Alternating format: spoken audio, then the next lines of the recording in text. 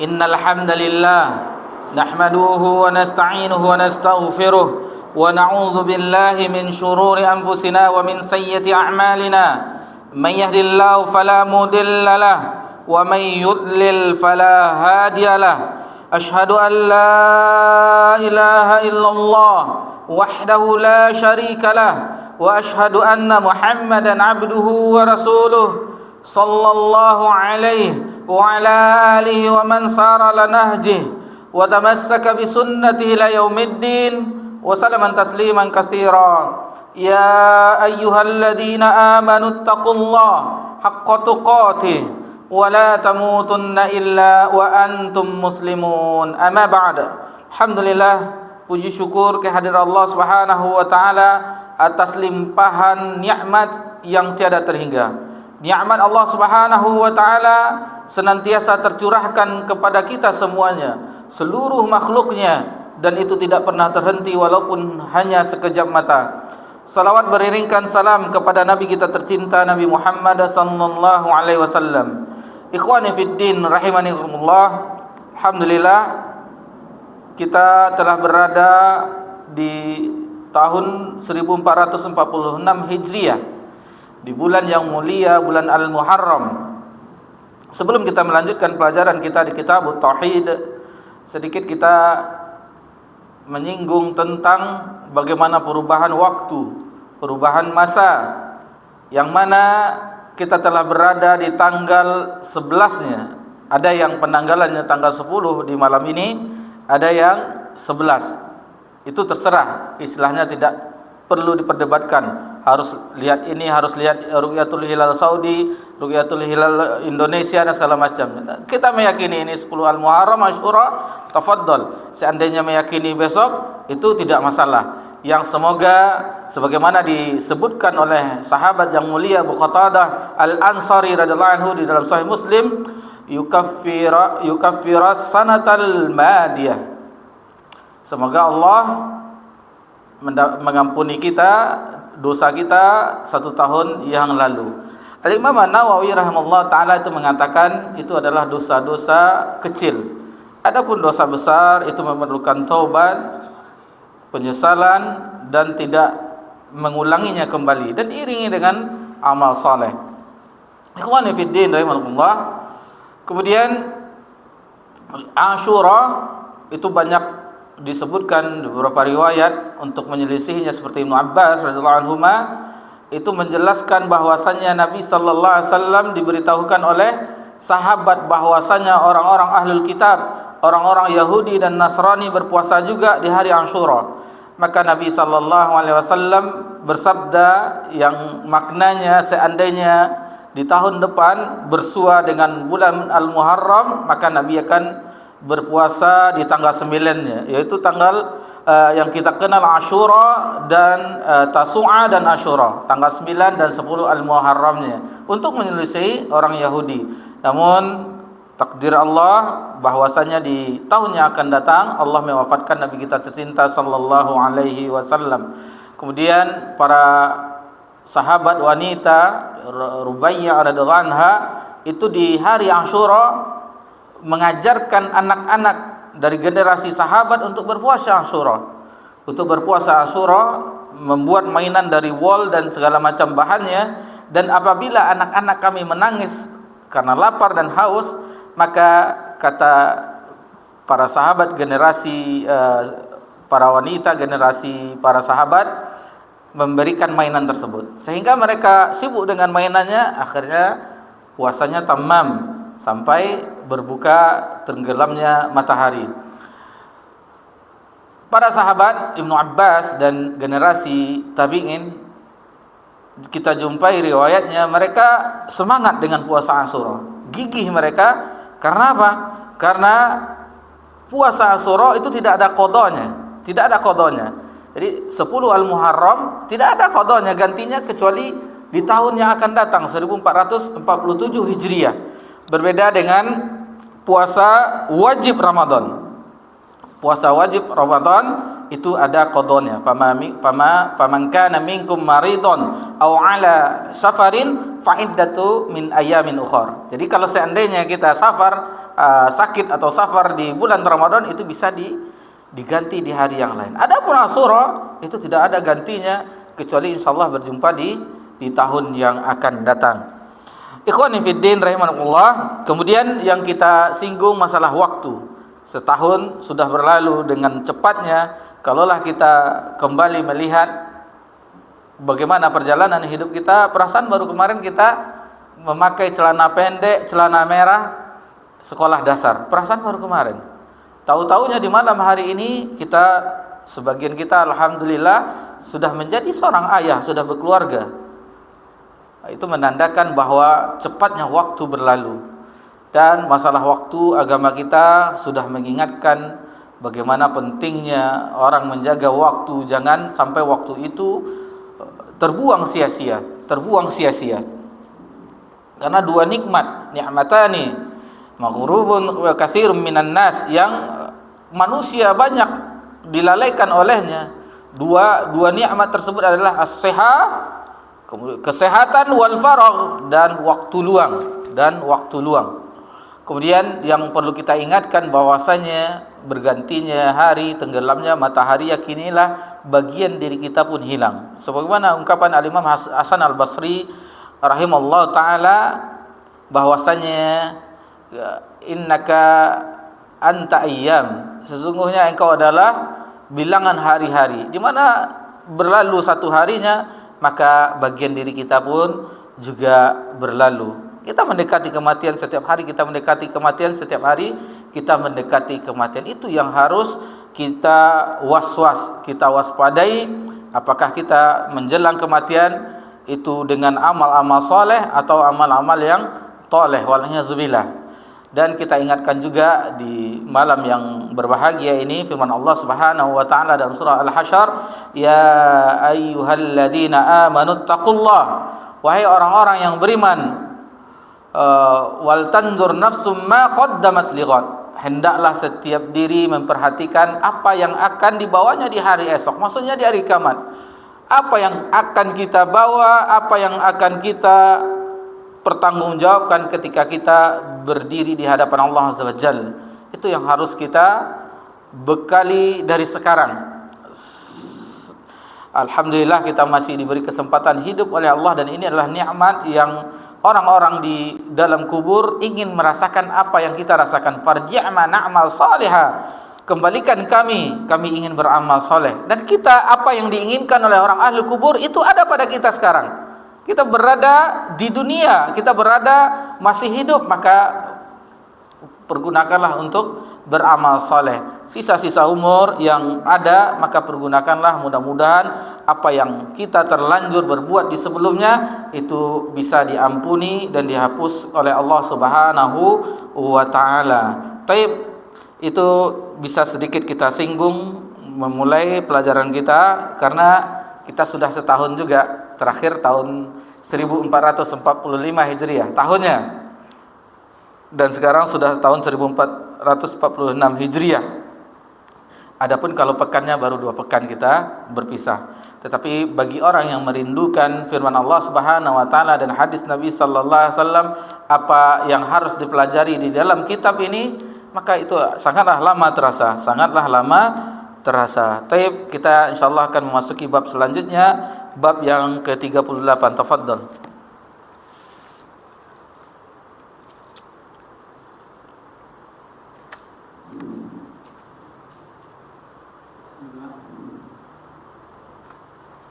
Bab 38. Barang siapa menaati ulama dan umara dalam mengharamkan apa yang dihalalkan Allah atau menghalalkan apa yang diharamkan Allah, berarti dia telah mempertuhankan mereka. Baik. Jadi Al-Imam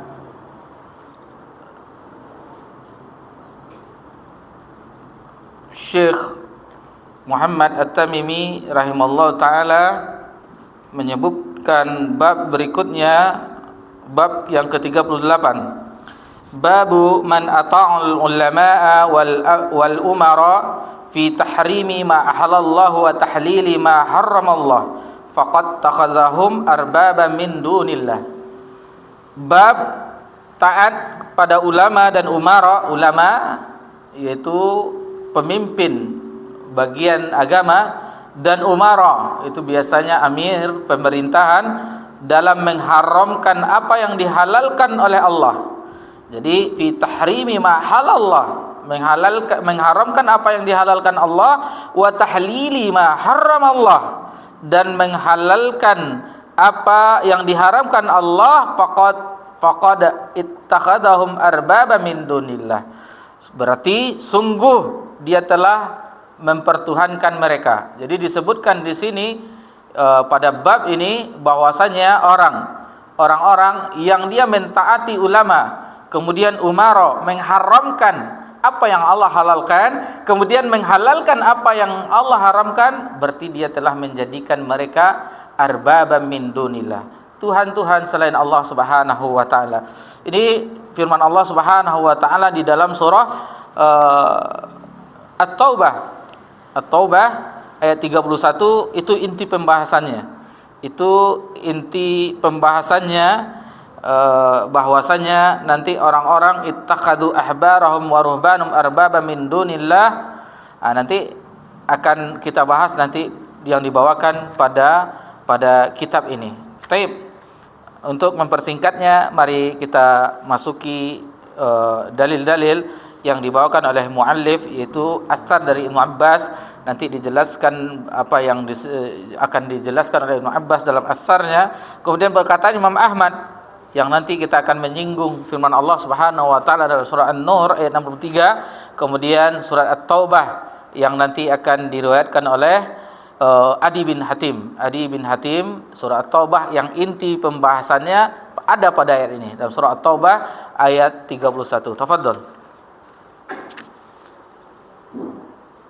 Ibnu Abbas berkata, yusiku an tanzila alaikum hijarah minas sama'. Aqul qala Rasulullah sallallahu alaihi wasallam taqulu qala Abu Bakr fa Umar. Baik. Yang pertama dibawakan asar dari Ibnu Abbas. Wa qala Ibnu Abbas radhiyallahu anhu berkata, yushiku an tanzila alaikum hijaratan minas sama'. Hampir saja kalian ditimpa hujan batu dari langit. Aku menuturkan, qala Rasulullah sallallahu alaihi wasallam, telah bersabda Rasulullah sallallahu alaihi wasallam, wa taqulun, tetapi kalian mengatakan, qala Abu Bakrin wa Umar, berkata Abu Bakar dan Umar. Jadi ketika Ibnu Abbas radhiyallahu anhu membawakan dalil, ini berkisah tentang haji tamattu', di mana Abdullah bin Abbas membawakan bahwasanya haji yang dimaksudkan yang lebih afdol, bahkan Ibnu Abbas berpendapat itu wajib dengan tata cara tamattu', Tapi para hadirin ketika itu, orang yang ada mengatakan ataqulun qala Abu Bakr wa Umar. Jadi mereka mengatakan Umar begini, perlakuan Umar seperti ini. Jadi diancam, ada ancaman, kata yushiku an tanzila alaikum hijaratan minas sama'. Hampir akan terjadi hujan batu dari langit karena apa yang mereka sangkal tadi. Dibawakan hadis Nabi SAW disanggah dengan perkataan Abu Bakar. Bayangkan, perkataan Abu Bakar dan Umar itu tidak boleh menandingi sabda Nabi SAW. Sahabat yang mulia, dua sahabat yang mulia, apalagi perkataan-perkataan selain mereka berdua. Perkataan mereka apabila itu ada dalil nasnya, maka itu tidak bisa menyanggah sabda Nabi sallallahu alaihi wasallam. Bahkan diancam dengan yukshiku an tanzila alaikum hijarah. Seolah-olah akan hampir hujan batu akan turun menimpa dari langit minas sama. Ini memang seperti itu, bahwasanya kita ketahui, pernah kita singgung di akhir bulan Zulhijjah, di awal-awal bulan Zulhijjah, bahwa manasik haji itu ada yang tamattu', ada yang ifrad, ada yang qiran. Itu pernah kita bahas. Cuman di sini diyakinkan dengan tamattu'. Adapun dalil-dalilnya yang dibawakan bahwasanya isyarat untuk berhaji tamattu', di mana diriwayatkan oleh Imam Bukhari dan Imam Muslim dan selain keduanya, qal law istaqbaltu min amri mastabdartu ma ahdaitu walaula an ma'yal hadiyu la ahlaltu. Jadi Nabi sallallahu alaihi wasallam menyebutkan bahwasanya andaikan aku hadapi apa yang lewat demi amalanku, maksudnya manasik haji tersebut, maka aku tentu akan membawa hewan sembelihan. Seandainya aku membawa binatang sembelihan, tentu aku telah tahallul. Maksudnya berhaji tamattu, membawa hadiu. Jadi syarat haji tamattu harus ada hadiunya, sesembelihannya. Nah, berbeda dengan haji-haji yang lain. Kalau qiran ya juga, kecuali haji ifrad. Haji ifrad dia tidak ada membawa hadiu. Yang Nabi lakukan adalah haji ifrad ketika itu. Begitu juga Abu Bakar dan Umar melakukan haji ifrad. Tetapi dalil-dalil yang menunjukkan, dan hadis juga ada yang lainnya, di mana Nabi sallallahu alaihi wasallam bersabda, if'alu ma amartukum bihi falaula anni saqatul hadiya la fa'altu mithla alladhi amartukum. Jadi kata Nabi sallallahu alaihi wasallam, lakukanlah apa yang aku telah perintahkan. Seandainya aku tidak menuntun, maksudnya membawa hadiu, sesembelihan, binatang sembelihan, hewan sembelihan, tentu aku telah melakukan seperti apa yang aku perintahkan kepada. Jadi Nabi memberi isyarat di hadis ini bahwasanya hajinya haji tamattu'. Al-Imam Ibnu Qayyim dalam kitab Zadul Ma'ad, kenapa Nabi SAW menganjurkan haji tamattu', sebagian sahabat memerintahkan, karena ketika mereka ihram, karena lama waktunya sempit, maka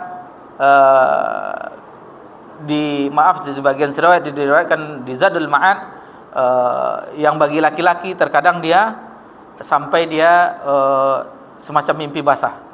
Bayangkan, itu makanya diisyaratkan haji tamattu', haji bersenang-senang. Maksudnya apabila kita umroh dahulu, selesai umroh bertahallul, kita boleh mendatangi istri kita boleh memakai baju lagi, itu sampai masuk tanggal 8 Zulhijjah. Tapi alhamdulillah sekarang mayoritas jemaah haji, mayoritas kita saksikan itu berhaji tamattu', terutama dari Indonesia, haji tamattu'. Jarang yang kita jumpai orang berhaji qiran, haji ifrad yang pertama datang untuk musim haji pakaian ihram, enggak copot-copot sampai selesai, itu hampir tidak kita temukan. Mungkin satu-satu ada, tapi yang kita perhatikan jemaah kaum muslimin, terutama Indonesia yang kita saksikan, baik haji reguler, haji ONH plus, furoda atau haji-haji yang lainnya, haji backpacker, itu rata-rata mereka melakukan haji tata cara tamattu'.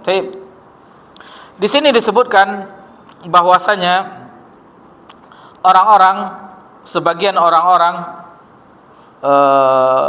disebutkan di sini dari Ibnu Abbas radhiyallahu anhu, bahwasanya kita harus berpegang kepada Nabi sallallahu alaihi wasallam, dan beliau membawakan beberapa perkataan ulama seperti Imam Malik, ma minna illa raddun wa mardud alaihi illa sahaba hadzal qabr. Jadi bahwasanya Imam Malik menyebutkan tidak seorang pun di antara kita kecuali boleh diambil dan terima ucapannya illa sahibul qabr, hadzal qabr, kecuali perkataan orang yang berada di kubur ini. Dan ini tentang masalah ini nanti insyaallah akan kita lanjutkan lagi, bagaimana Imam Syafi'i, Imam Ahmad menyebutkan. Nanti di akhir, di bagian ini akan kita ulas kembali insyaallah. Intinya bahwasanya barang siapa yang meninggalkan nas, dalil Al-Quran dan hadis, siapapun dia, apapun kedudukannya, baik dia itu seorang ulama, baik dia itu seorang syekh, baik dia seorang habib, kiai, ustadz, buya, tuanku, apapun sebutannya, apabila dia bertentangan dengan nas Nabi sallallahu alaihi wasallam, maka semuanya tidak berlaku. Semua perkataan ulama, semua perkataan habib, syekh, tuanku, ustadz, kiai, itu gugur dengan hadis Nabi sallallahu alaihi wasallam. Jadi di sini ditekankan bahwasanya kita harus berpegang dengan dalil, harus berpegang dengan sunnah Nabi sallallahu alaihi wasallam. Baik, kita lanjutkan ke perkataan Imam Ahmad. Tafadhal. Imam Ahmad bin Hanbal mengatakan, aku merasa heran dengan orang-orang yang tahu tentang isnad hadis dan kesahihannya, tapi mereka menjadikan pendapat Sufyan Ats-Tsauri sebagai acuan, padahal Allah Azza wa Jalla telah berfirman, A'udzubillahi minasyaitonir rajim, qul yahzaril ladzina yukhalifuna an amri an tusibahum fitnatun aw yusibahum adzabun alim. Artinya, maka hendaklah orang-orang yang menyalahi perintahnya takut akan ditimpa fitnah atau ditimpa siksa yang pedih. An-Nur ayat 63. Lanjutannya, atadri, tahukah kamu apakah pengertian fitnah di sini yaitu syirik? Bisa jadi apabila dia menolak sabda beliau, akan terjadi dalam hatinya suatu kesesatan sehingga celakalah dia. Jadi perkataan Imam Ahmad ini diriwayatkan dari Al-Fadl bin Ziyad dan Abu Talib, bukan Abu Talib paman Nabi, tetapi dari generasi di zaman ini. Al-Fadl menuturkan dari Ahmad, maksudnya Imam Ahmad.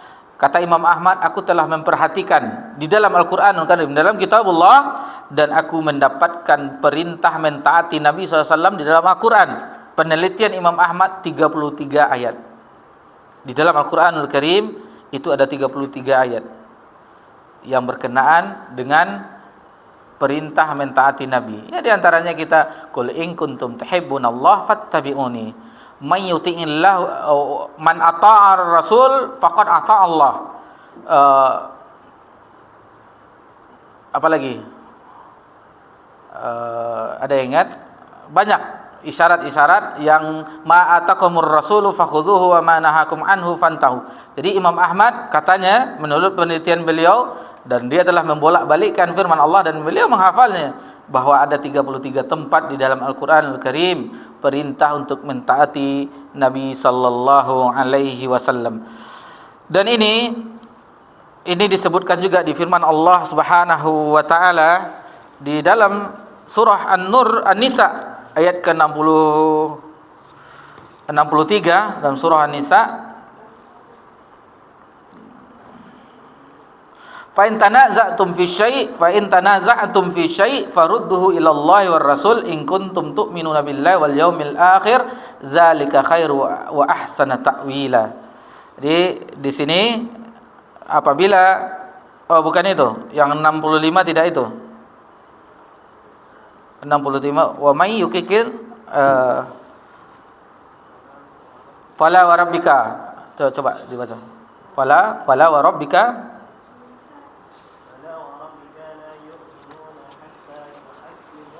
yang menjadikan Nabi. Taib.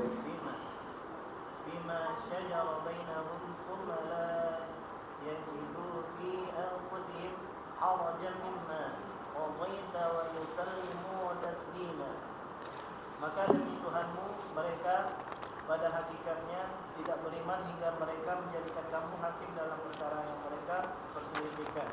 Kemudian mereka tidak merasa keberatan dalam hati mereka terhadap putusan yang kamu berikan, dan mereka menerima dengan sepenuhnya. Itu yang harusnya dilakukan oleh umat Nabi Muhammad sallallahu alaihi wasallam. Fala wa rabbika la yu'minu hatta yuhaqqimuka fima shajara bainahum thumma la yajidu fi anfusihim harajan mimma qadaitu wa yusallimu taslima. Jadi kalau ada perintah Nabi SAW, larangan dari Nabi SAW, maka sikap kita, hati kita tidak keberatan, kita menerimanya. Dan itulah putusan yang kita harus menerima sepenuhnya. Harus menerima sepenuhnya apabila itu jelas nasnya datang dari Nabi sallallahu alaihi wasallam. Jadi di sini dalam surah An-Nur disebutkan di sini bahwasanya falyahzaril ladzina yukhalifuna an amrihi an tusibahum fitnah aw yusibahum adzabun alim. Di sini maka hendaklah, jadi Allah Subhanahu wa taala, orang-orang menyalahi perintah Rasul takut akan fitnah atau ditimpa siksa yang sangat pedih. Dijelaskan, at-tadri mal fitnah, tahukah engkau apa maksud fitnah dalam surah An-Nisa ini? Dalam surah apa tadi? Bukan An-Nisa, An-Nur ayat 663 dalam surah An-Nur. Apa maksud fitnah di sini? Al-fitnatu syirk. Jadi fitnah di sini maksudnya syirik. La'allu idza radda ba'da qawli an yaqa'a fi qalbihi syai'un minaz zayghin fayahlik. Jadi kalau seandainya seseorang itu menolak hadis Nabi SAW, ancamannya bahwasanya takutnya hati itu akan mengalami kesesatan dan celaka. Jadi itu ancamannya. Dan masih banyak firman Allah Subhanahu wa taala yang menjelaskan tentang fitnah dalam surah Al-Baqarah. Apa dalam surah Al-Baqarah? Ayat yang ke-217. Yang pendek itu.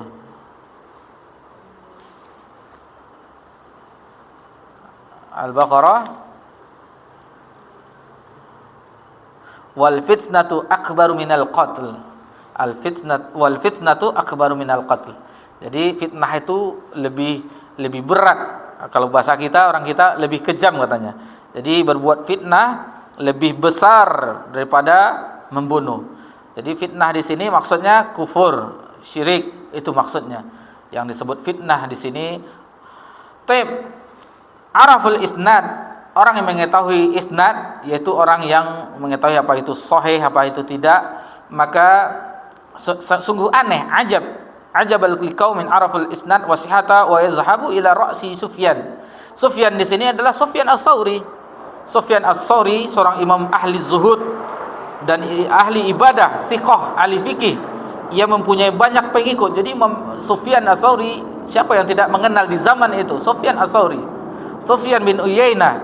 Terkadang perawi mengatakan wa'an Sufyan. Sufyan mana? Jadi orang yang mengetahui ilmu hadis tahu, lihat siapa gurunya, siapa muridnya. Misalnya ini dari ini, kemudian meriwayatkannya dari siapa, maka itu diketahui bahwa maksud Sufyan di sini adalah Sufyan bin Uyainah atau Sufyan Ats-Tsauri. Adapun Sufyan yang kita singgung di sini adalah Sufyan Ats-Tsauri yang banyak, dan dia mempunyai mazhab juga seperti imam-imam mazhab yang lainnya, tetapi mazhabnya, pendapat-pendapatnya itu tidak dibukukan seperti Imam Malik, Imam Ahmad atau Imam Syafi'i, Imam Abu Hanifah. Sementara ini lebih dahulu, Imam Sufyan Ats-Tsauri lebih dahulu daripada A'immatul Arba'. Dan beliau pendapatnya ini juga dicantumkan oleh para ulama seperti Ibnu Abdul Bar dalam kitabnya At-Tamhid, kemudian Al-Istizkar, Al-Ishraf 'ala Al-Muzahbil Ashraf, dan oleh Ibnu Al-Munzir, Al-Muhalla Ibnu Hazm. Kita ketahui Ibnu Hazm itu Al-Mughni, Ibnu Qudamah juga membawakan pendapat-pendapat dari Sufyan Ats-Tsauri. Taib. Di sini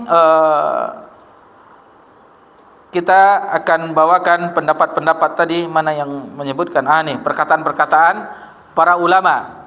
Para ulama seperti Imam Ahmad, Imam Syafi'i, di antaranya yang mengatakan, jadi para imam semuanya, rata-rata para imam kaum muslimin yang semoga Allah merahmati mereka semuanya, tidak lalai dalam menerangkan ini. Apa yang menerangkan? Bahkan mereka melarang pengikutnya atau murid-muridnya bertaklid dengannya, agar mereka orang yang duduk di majelisnya untuk mengambil hadis Nabi sallallahu alaihi wasallam. Dan ini banyak ungkapan seperti Imam Abu Hanifah rahimahullahu taala berkata, jika ada hadis yang datang dari Rasulullah sallallahu alaihi wasallam, maka harus diletakkan di atas kepala dan mata. Begitu juga kalau ada perkataan sahabat, harus diletakkan di atas kepala dan mata. Maksudnya diterima. Kalau tabi'in, di sini harus dianalisa. Karena tabi'in punya nalar, kita pun punya nalar. Dianalisa. Kalau sahabat dalam ilmu hadis pun, sahabat itu penilaiannya dalam ilmu jarh wa ta'dil, mereka semuanya udul. Kulluhum udul, semuanya adil. Adapun setelah generasi sahabat, maka diteliti. Apakah dia seorang yang thiqah, apakah dia seorang yang soduk, apakah dia seorang yang lain-lainnya. Maka itu diteliti. Sebagaimana yang diisyaratkan oleh Imam Abu Hanifah, karena mereka punya ra'yu juga, kita punya nalar juga. Apalagi di zaman sekarang ini, orang mempunyai semuanya. Itu kan pendapat Anda, itukah pendapat saudara, itu kan pendapat ormas ini, itu kan pendapat kiai ini, itu kan pendapat ustadz ini, ustadz yang lain-lain. Itu gara-gara nalar didahulukan. Coba kita kembalikan kepada nas. Seperti tadi di firman Allah Subhanahu wa taala dalam surah An-Nisa, "Fa in tanaza'tum fi syai' farudduhu ila Allah wa Rasul." Jika engkau berbeda dalam suatu masalah, kembalikanlah kepada Allah, maksudnya kepada kitab Allah, dan juga wa rasuluh, dan kembalikan kepada rasulnya, yaitu hadis Nabi sallallahu alaihi wasallam. Kelemahan kita di zaman ini, kita lemah dalam mempelajari nas ini. Kita tidak membahas, mendalami dengan sepenuh hati kitab firman Allah Subhanahu wa taala. Begitu juga kita tidak serius dengan hadis Nabi sallallahu alaihi wasallam. Jujur kita terhadap diri kita. Paling kita menjadikan Al-Qur'anul Karim sebagai ibadah ketika membaca. Kita tidak mentadabburinya benar-benar apa maksud dari ayat-ayat tersebut. Begitu juga dengan hadis Nabi sallallahu alaihi wasallam. Lalai kita dengan hadis Nabi sallallahu alaihi wasallam. Sementara para ulama, Imam Bukhari, Imam Muslim, kemudian Imam Sunan yang arba', yang 4, Sunan Tirmizi, Sunan Abu Daud, An-Nasa'i dan Ibnu Majah, dan imam-imam yang ulama hadis lainnya mengumpulkan bagaimana perkataan Nabi sallallahu alaihi wasallam, bagaimana perbuatan Nabi kita tercinta sallallahu alaihi wasallam. Jadi itu kelemahan kita yang harus kita akui. Kita harus akui bahwasanya kita lalai dengan agama Allah Subhanahu wa taala. Kemudian ada beberapa ungkapan di sini. Waqala Ar-Rabi', jadi salah seorang murid Imam Syafi'i, sami'atu Syafi'i rahimallahu taala, "Iza wajadtum fi kitabi khilaf sunnah Rasulullah sallallahu alaihi wasallam fakhuzu sunnah Rasulullah sallallahu alaihi wasallam wa da'u ma qultu." Kata Imam Syafi'i rahimallahu taala, apabila kamu menjumpai di dalam kitabku ini, kitab Imam Syafi'i, apapun kitab yang ditulisnya seperti Ar-Risalah dan yang lainnya, apabila dijumpai perkataan Imam Syafi'i, pendapat Imam Syafi'i berbeda dengan hadis Nabi sallallahu alaihi wasallam, ini nasihat Imam Syafi'i. Tinggalkan pendapatku dan ambil sunnah Nabi sallallahu alaihi wasallam.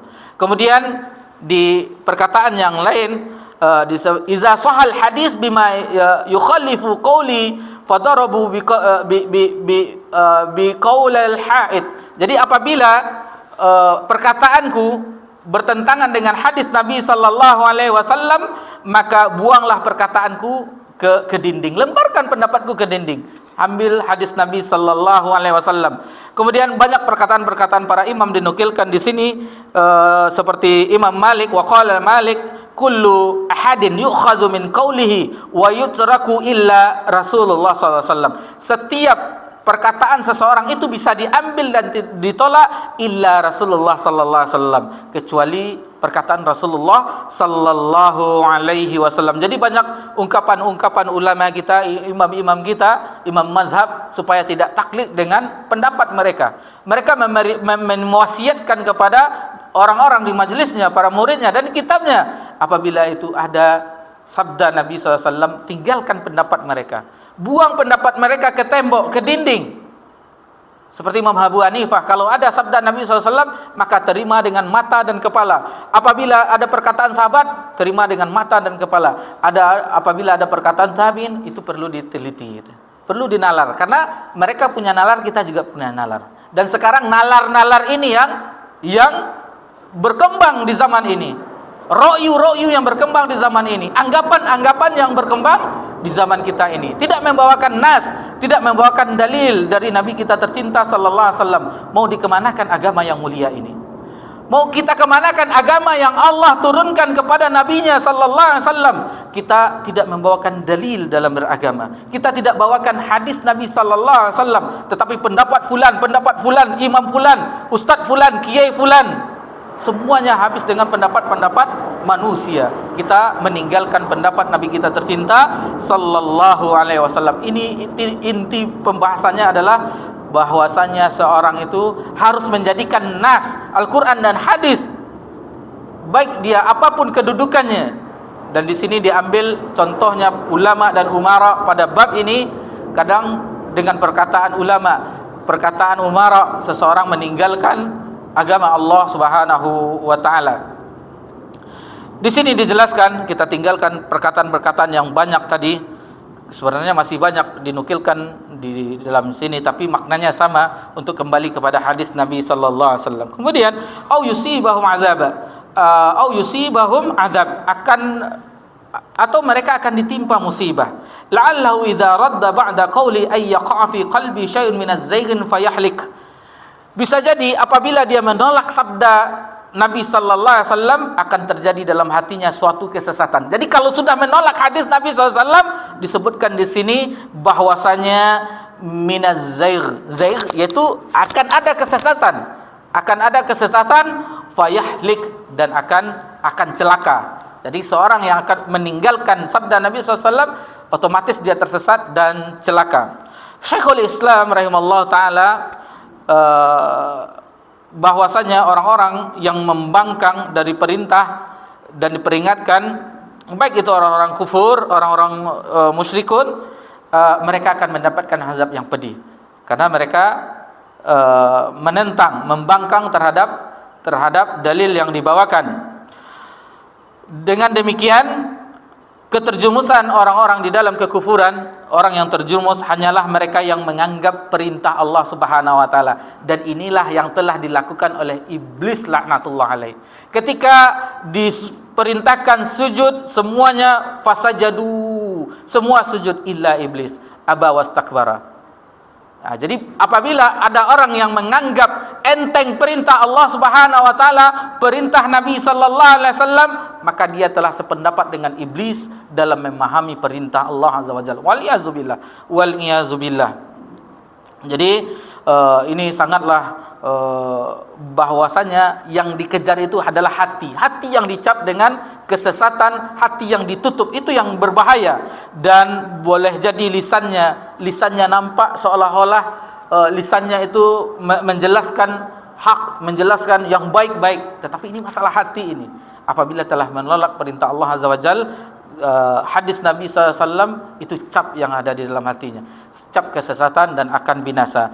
Dan ini pokok inti masalahnya tentang perkataan Adi bin Abi Hatim ini, yang nanti Adi bin Hatim menjelaskan bahwasanya kami, karena dia adalah seorang ahlul kitab, kami tidak pernah menyembah sujud kepada pendeta-pendeta kami, pada rahib-rahib kami. Lalu Nabi mengatakan, bukankah yang dia halalkan yang Allah haramkan, lalu ulama kalian, rahib-rahib menghalalkan, kalian mengikutinya? Begitu juga sebaliknya. Itulah dia penyembahan. Jadi menyembah bukan sujud saja. Ada firman Allah, kemudian ada pendapat rahib-rahib mereka, pendeta mereka meninggalkan firman Allah, ikut dengan pendapat rahib-rahib mereka. Itulah inti dari penyembahan mereka. Nanti akan dibahas setelah azan Isya. Kita azan dulu, tafadhol.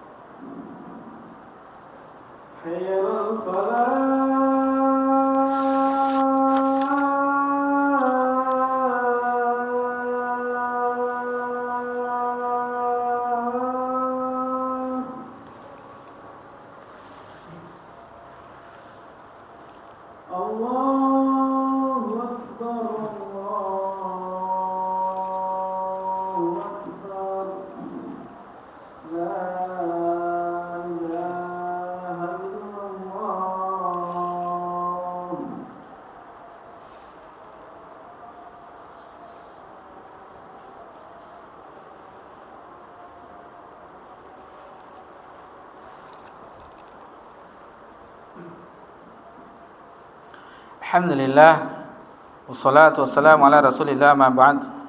Ikhwani fid din wa akhwati fillah, rahimani wa barakumullah. Kita lanjutkan ke bagian yang terakhir yang dibawakan pada bab ini menjelang kita iqamah salat Isya, itu tentang apa yang telah datang dari Adi bin Hatim radhiyallahu anhu, yang dia mendengar dari Nabi sallallahu alaihi wasallam. Fadhal.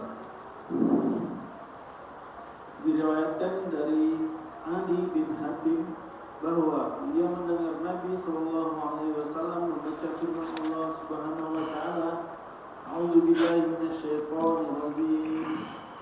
Ittakhadhu ahbarahum wa ruhbanahum arbaban min dunillah. Artinya, mereka menjadikan orang-orang alim dan rahib-rahib mereka sebagai Tuhan selain Allah. At-Taubah ayat 31. Dan aku katakan, Tutur Adi kemudian, maka aku berkata kepada beliau, sungguh kami tidaklah menyembah mereka. Beliau bertanya, Alaysa yuharrimuna ma'ahalallahu fatuharrimuna wa yuhilluna ma haramallahu fatuhilluna. Fakultu bala qol fatilka ibadatuhum. Artinya, bukankah mereka itu mengharamkan apa yang telah dihalalkan Allah, lalu kalian pun mengharamkannya?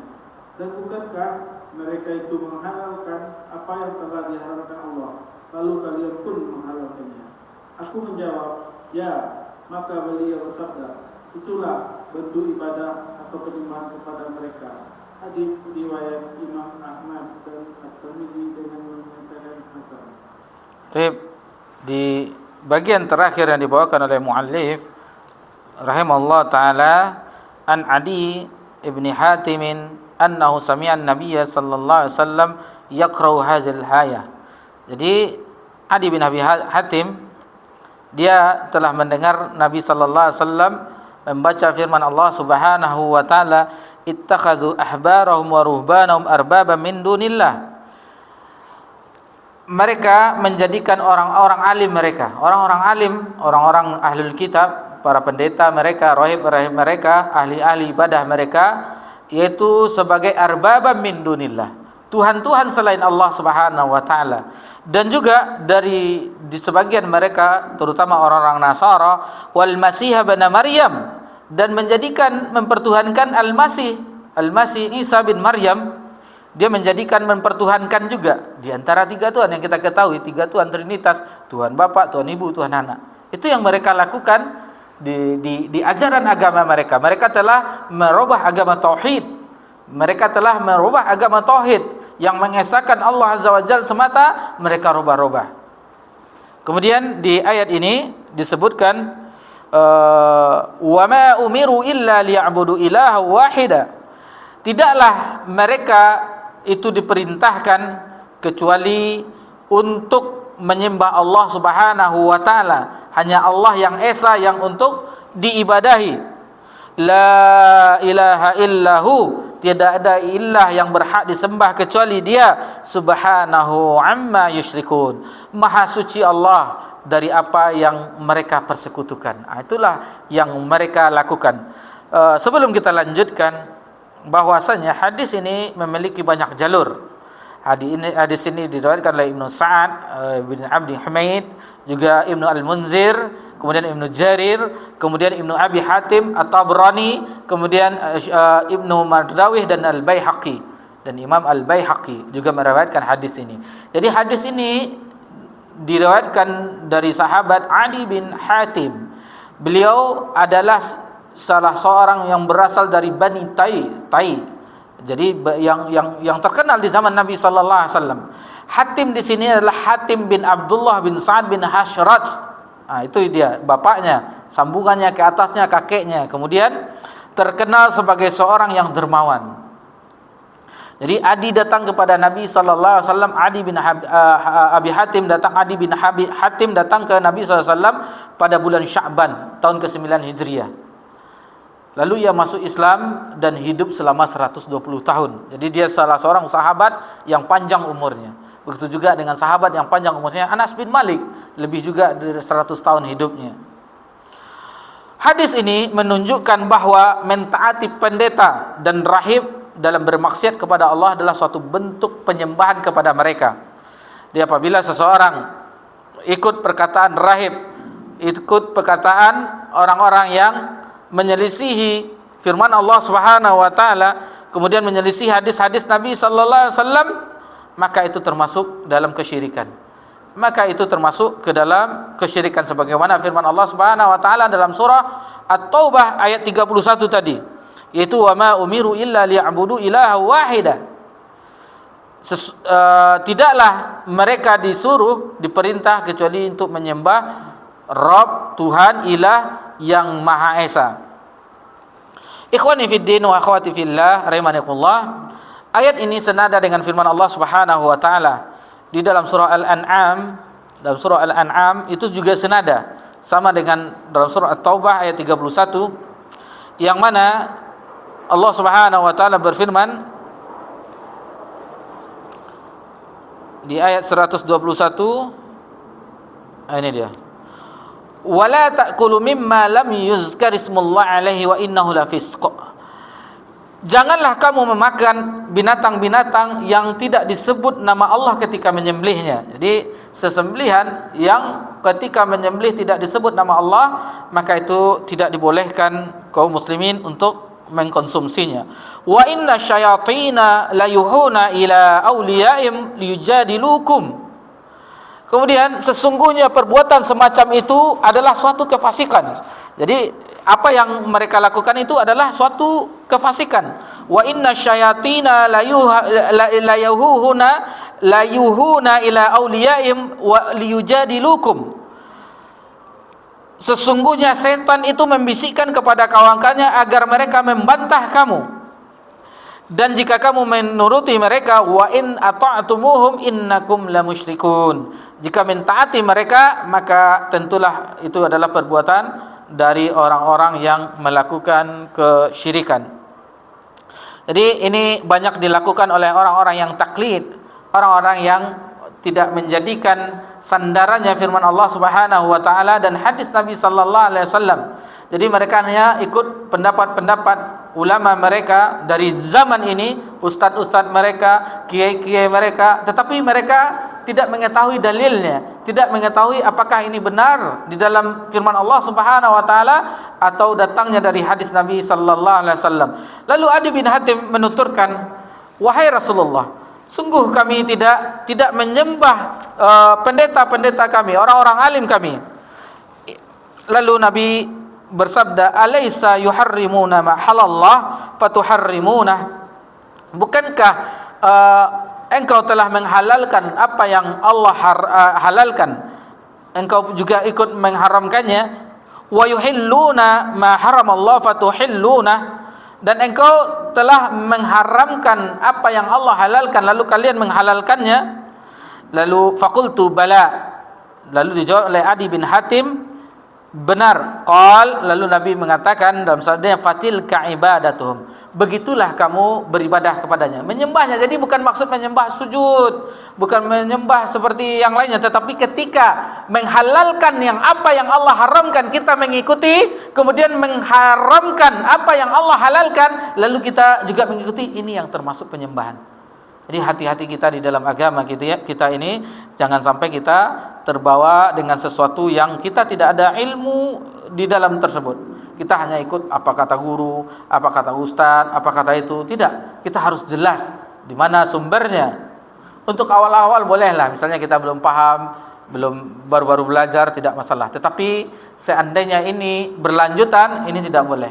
Karena kita dituntut untuk mempelajari agama yang mulia ini, agama yang Allah turunkan dari sisinya kepada Nabi kita cinta Nabi Muhammad sallallahu alaihi wasallam.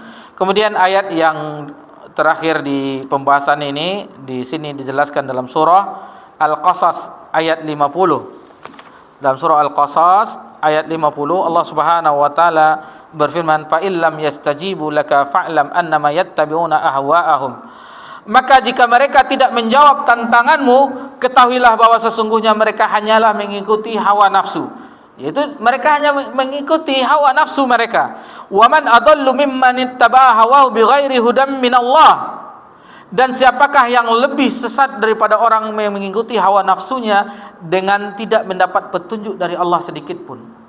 Nah, jadi orang yang mengikuti hawa nafsunya, tidak mengikuti apa yang telah Allah firmankan, maka dia mendapatkan ancaman dari ayat ini. Innallaha la yahdil qaumaz zalimin. Sesungguhnya Allah tidak memberi petunjuk kepada orang-orang yang berbuat zalim. Dari Ziyad bin Hudair, ia berkata, Umar bin Khattab radhiyallahu anhu bertanya padaku, apakah kamu tahu sesuatu yang menghancurkan Islam? Perhatikan di sini.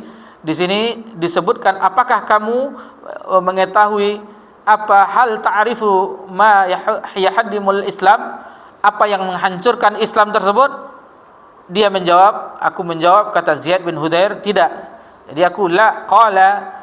Lalu disebutkan oleh Umar bahwasanya yang akan menghancurkan adalah ketergelinciran seorang alim. Kemudian perdebatan orang munafik dengan Al-Quran.